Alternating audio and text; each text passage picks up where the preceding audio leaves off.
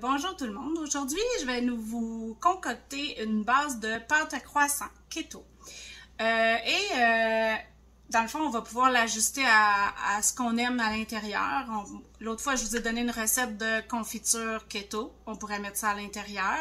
J'ai aussi un genre de recette de pâte d'amande. Mais aujourd'hui, on va vraiment se simplifier la tâche, vraiment faire la pâte à croissant. Pour commencer, on a besoin de 4 blancs d'œufs. La petite astuce, c'est qu'on casse nos œufs ici. Vous savez, il y a un petit trou qui laisse passer l'huile, ou peu importe qu'est-ce qu'on veut qu'il laisse passer. Mais là, ils vont laisser passer nos blancs et on va garder nos jaunes. Puis après, on fera une mayonnaise keto avec, une mayonnaise point, hyper simple avec nos jaunes et de l'huile. Puis, ça va être hyper santé. Donc, je commence, je casse, on met notre... Toujours faire attention de ne pas casser même nos œufs sur notre Thermomix pour éviter de débalancer la balance. Donc là, je vais essayer de vous montrer si on peut voir en approchant. J'en ai fait juste 2 par exemple. On voit que le blanc a coulé. Donc ensuite, c'est facile pour nous de récupérer le jaune pour l'utiliser à autre chose. Donc je reviens tout à l'heure.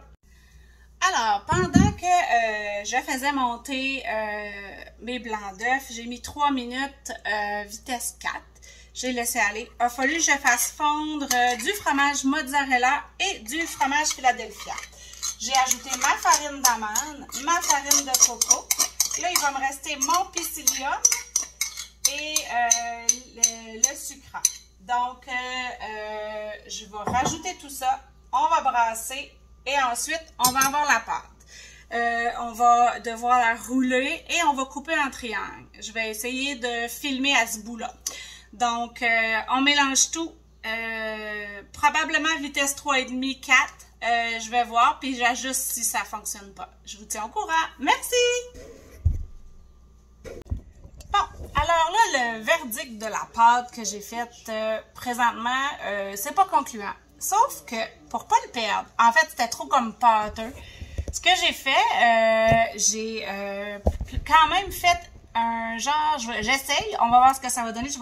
J'ai fait un genre de fond de tarte, et étant donné que c'était difficile à étendre, à chaque fois qu'il y avait du psyllium, moi, je mouille un peu mes mains pour faire ma pâte et tout ça, mes buns de pain. Donc, j'ai essayé, ça a super bien été.